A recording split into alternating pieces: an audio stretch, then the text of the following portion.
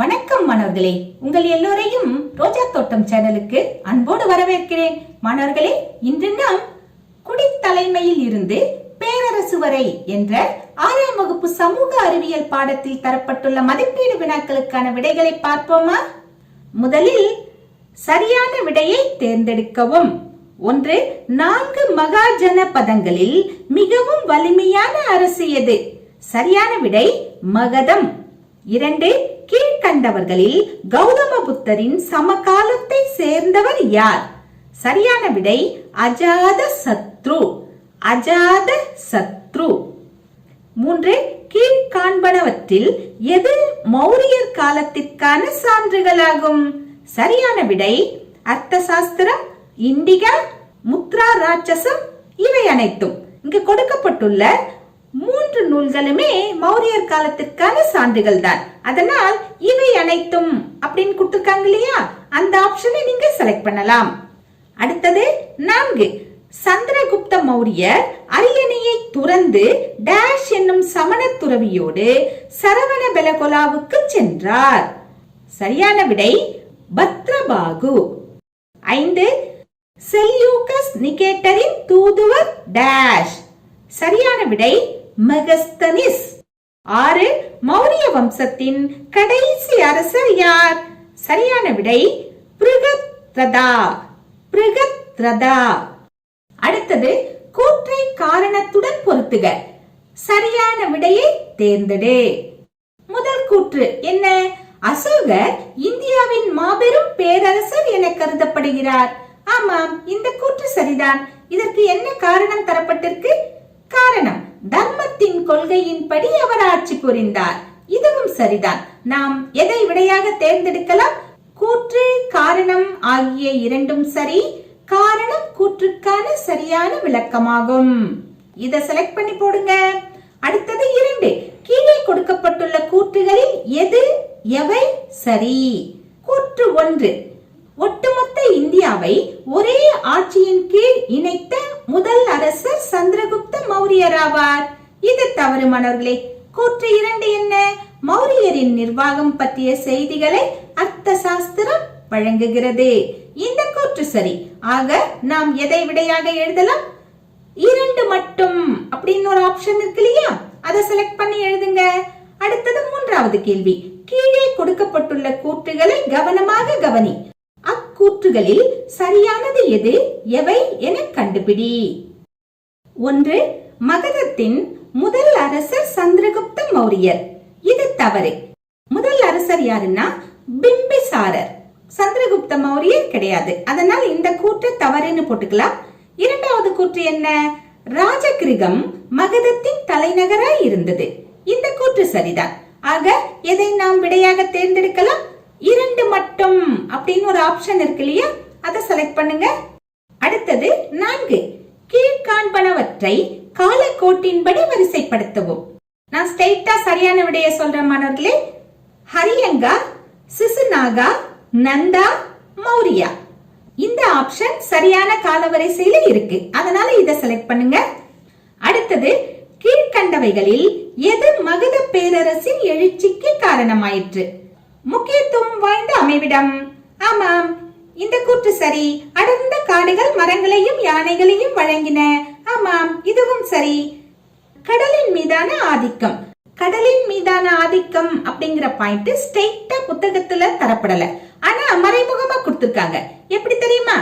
இந்த மேப்ல பாத்தீங்கன்னா மகதம் கடற்கரையோரமாகத்தான் இருக்கிறது. கடற்கரையோரமாகத்தான் மகதம் இருப்பதனால் கண்டிப்பாக கடல் மீதான ஆதிக்கமும் மகத பேரரசின் வளர்ச்சிக்கு ஒரு காரணமாகத்தான் இருந்திருக்கும். ஆக கடலின் மீதான ஆதிக்கம் என்ற இந்த கூற்றும் சரிதான். அடுத்தது வளமான இரும்பு தாது கிடைத்தமையால். இதுவும் சரிதான். நாம் எதை விடையாக எடுத்து எழுதலாம்? இவை அனைத்தும். இந்த ஆப்ஷன் இருக்கு இல்லையா, அதை செலக்ட் பண்ணி எழுதுங்க. அடுத்தது கோடிட்ட இடங்களை நிரப்புக. 1. டேஷ் மகதத்தின் தொடக்க கால தலைநகராக இருந்தது. விடை ராஜகிரகம் மகதத்தின் தொடக்க கால தலைநகராக இருந்தது. 2.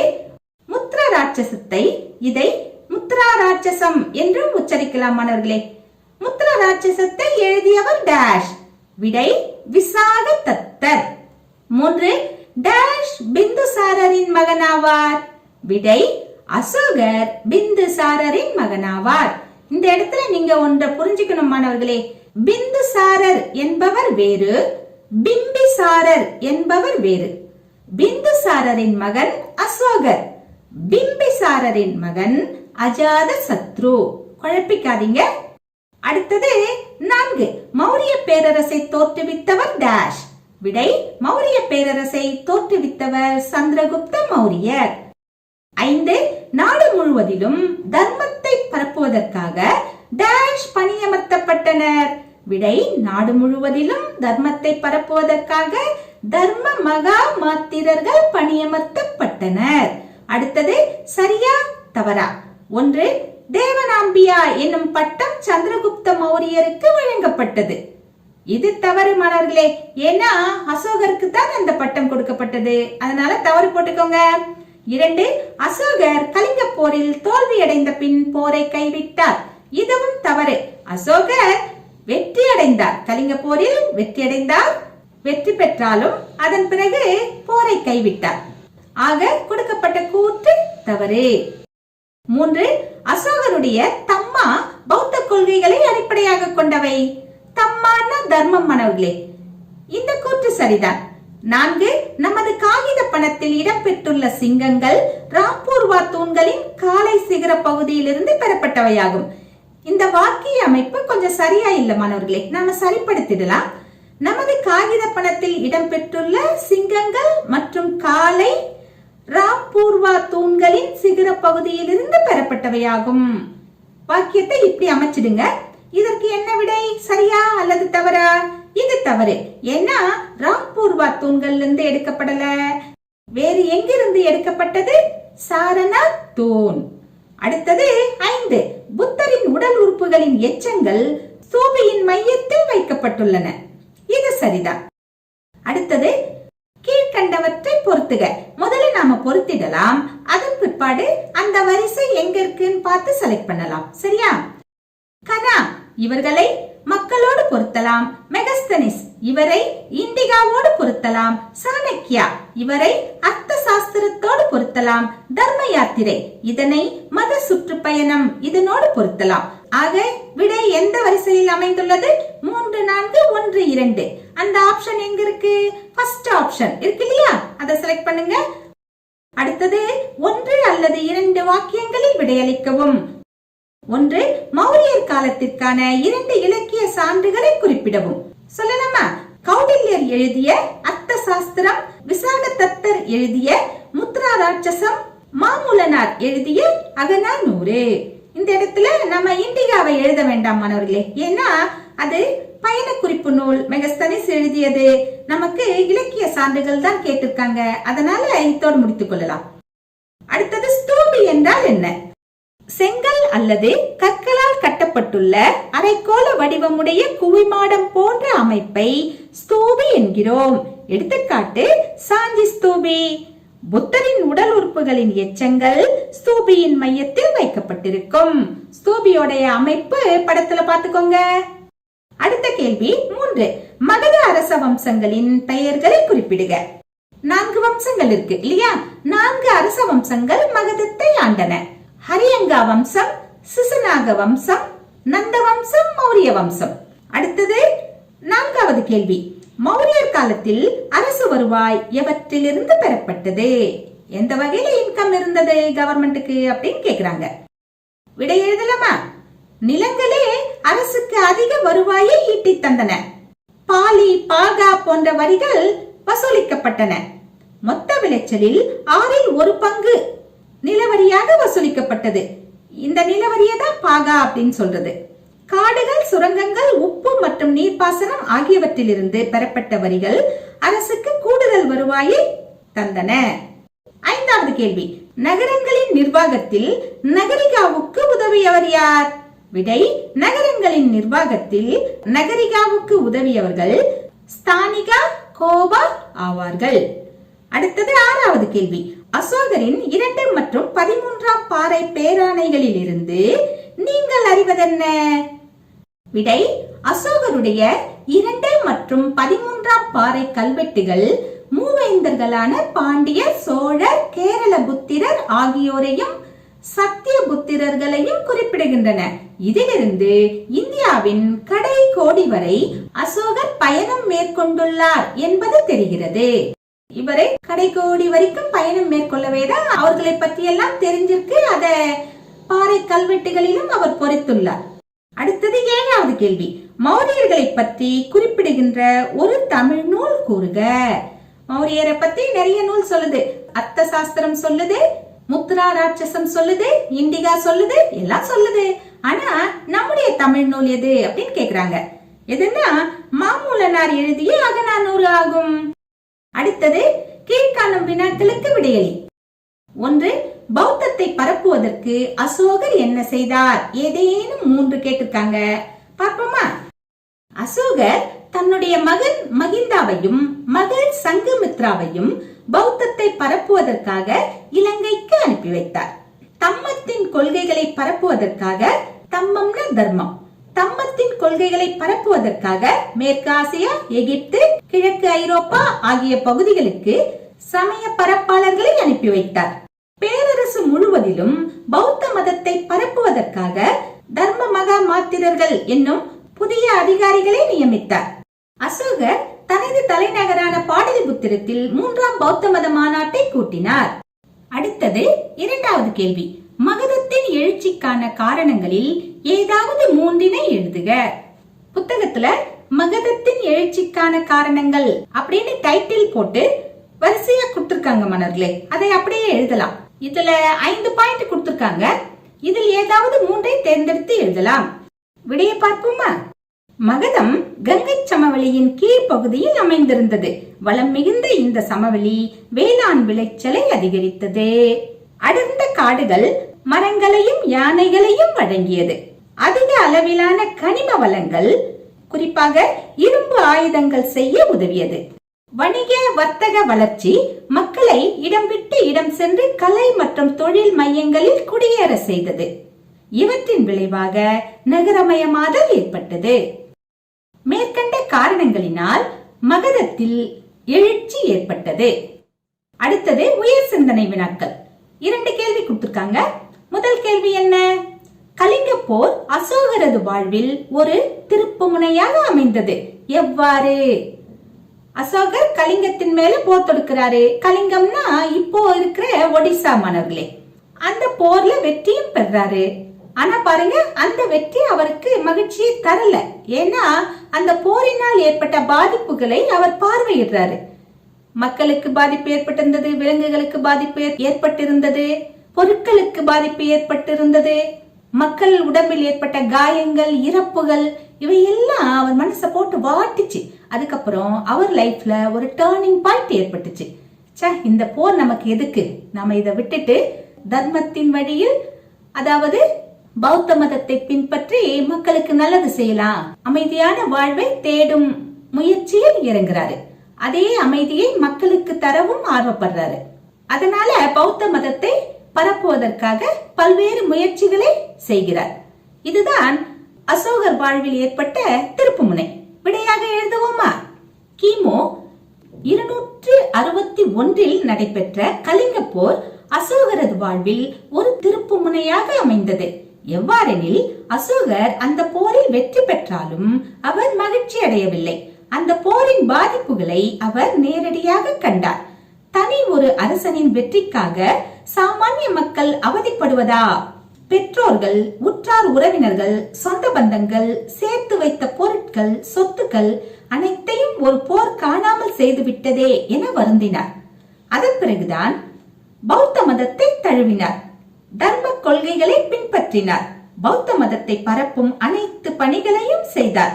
மக்களின் மனதில் நீங்கா இடம் பிடித்தார். அதனால்தான் நமது தேசிய கொடியில் அவரின் பெயர் கொண்ட அசோக சக்கரம் இடம்பெற்றுள்ளது. கலிங்க போர் என்ற போர் நடைபெறாமல் போயிருந்தால் அசோகரின் வாழ்வில் திருப்பு முனை ஏற்பட்டிருக்காது. அடுத்த சிந்தனை வினா என்ன?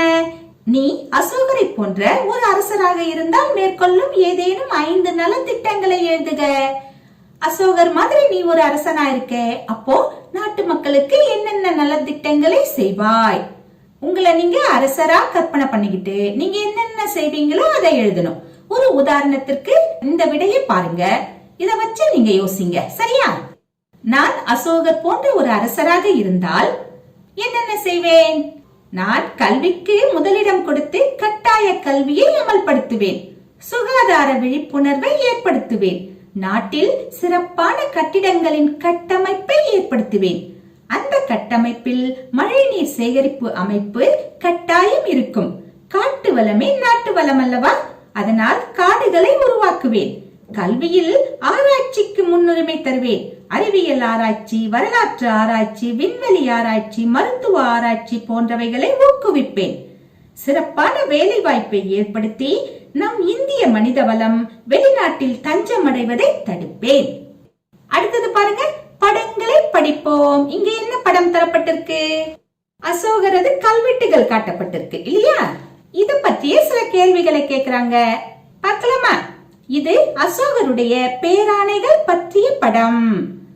முதல் கேள்வி, பேராணைகள் என்றால் என்ன? விடை என்னன்னா, பெரிய இடத்திலிருந்து வரக்கூடிய ஆணைகள் தான் மாணவர்களே. பெரிய இடம் என்பது என்ன? ஒரு அரசரிடமிருந்தோ உயர் பதவியில் இருப்பவர்களிடமிருந்தோ வரக்கூடிய கட்டளைகள். விடையாக எப்படி எழுதலாம்? அரசர் அல்லது உயர் பதவியில் இருப்பவர்களால் வெளியிடப்படும் ஆணை பேராணை எனப்படும். அடுத்த கேள்வி என்ன? எவ்வகைகளில் அசோகரது பேராணைகள் பயன்படுகின்றன? எப்படி அசோகரது பேராணைகள் பயன்படுகின்றன? அமைதி, நேர்மை, நீதி ஆகியவற்றின் மீது அசோகர் கொண்டிருந்த நம்பிக்கையையும் மக்களின் நலன் மீது அவர் கொண்டிருந்த அக்கறையையும் அறிந்து கொள்ள அசோகரது பேராணைகள் பயன்படுகின்றன. அவர் எந்த அளவுக்கு நல்ல குணங்களோடு மக்களுக்கு நன்மை செய்தார் என்பதை அவருடைய பேராணைகள் மூலமாக, அதாவது அந்த கல்வெட்டுகள் மூலமாக நாம தெரிஞ்சுக்கிறோம். சரியா? அடுத்த கேள்வி என்ன? இப்பேராணைகள் எங்கெல்லாம் பொறிக்கப்பட்டுள்ளன? எங்கெல்லாம் இருக்கு? எங்கெங்கெல்லாம் இருக்குன்னா, தூண்களில் காணப்படுகிறது, பாறைகளில் காணப்படுகிறது, குகைகளின் சுவர்களில் காணப்படுகிறது. அடுத்தது என்ன கேள்வி கேட்டிருக்காங்க?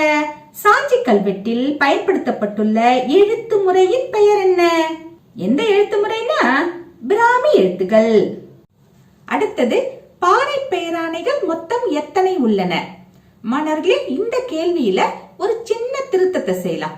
எப்படின்னா, அசோகரின் பேராணைகள் மொத்தம் எத்தனை உள்ளன அந்த மாதிரி கேள்வியை நாம மாத்திக்கலாம். அப்பதான் விடை பொருத்தமாக வருது. அந்த மாதிரி நாம கேள்வி அமைச்சோம்னா சரியான விடை 33. அடுத்தது பாருங்க, நான் யார்? எளிதாதான் இருக்கும் மாணவர்களே, பார்ப்போமா? நான் ஹரியங்கா அரச வம்சத்தை சேர்ந்தவன். திருமண உறவுகளின் மூலம் எனது பிரதேசங்களை விரிவுபடுத்தினேன். அஜாத சத்ரு எனது மகன். நான் யார்? பிம்பிசாரர். அடுத்தது பாருங்க, இரண்டாவது, சமூகத்தை மாற்றி அமைத்ததில் நான் முக்கிய பங்கு வகித்தேன். கலப்பை கொழுமுனை செய்வதற்கு நான் பயன்படுகிறேன். நான் யார்? நான் இரும்பு. அடுத்த கேள்வி, நான் தேவனா பிரியர் என அறியப்பட்டேன். நான் அமைதி வழியை தழுவிக்கொண்டேன். நான் யார்? அசோகர். அடுத்தது 4, நான் இந்தியாவின் முதல் பேரரசை நிறுவினேன். நான் சல்லேகனா நோன்பிருந்தேன். நான் யார்? சந்திரகுப்த மௌரியர். அடுத்தது 5, அசோகரின் சிங்க தலைப்பகுதி தூணில் நான் காணப்படுகிறேன். நம்முடைய தேசிய கொடியின் மையத்தில் உள்ளேன். நான் யார்? தர்ம சக்கரம். அதைத்தான் நாம் இப்போ அசோக சக்கரம் என்று கூறுகிறோம். அடுத்தது பாருங்க மாணவர்களே, பொருள்படுத்தி விடையை கண்டுபிடி. இது ரொம்ப எளிது. கேள்வியை அவங்க கேட்டுட்டாங்க, அதனுடைய விடை எங்க இருக்குன்னு க்ளூவா கொடுத்திருக்காங்க. அதாவது எண்கள் தரப்பட்டிருக்கு பாருங்க பிராக்கெட்ல. அந்த எண்களுக்கு எந்த எண்ணொரு அப்படின்னு நாம பார்க்கணும். பார்த்து முறைப்படுத்தினோம்னா நமக்கு விடை தயார். செய்வோமா? மகதத்தை ஆண்ட முதல் அரச வம்சம். உதாரணத்துக்கு இந்த கேள்வியை மட்டும் விரிவா பார்க்கலாம். 39, 30, 27, 6, 5 அப்படின்னு எண்கள் தரப்பட்டிருக்கு. இப்ப நாம என்ன பண்ணணும்னா, 39வது எண் எது? ஹ. 30வது எண் ரி. 27 யா. 6 இங். 5 கா. ஹரியங்கா. வந்துடுச்சா? இப்படி ஒவ்வொரு விடையாக எழுத வேண்டியதுதான். இரண்டாவது, டேஷ் பேரரசு இந்தியாவின் முதல் பெரிய பேரரசாகும். மௌரிய. அடுத்தது டேஷ் புதிய தலைநகரான பாடலிபுத்திரத்திற்கு அடித்தளமிட்டார். இங்கே யார் வருவார்? உதயன்.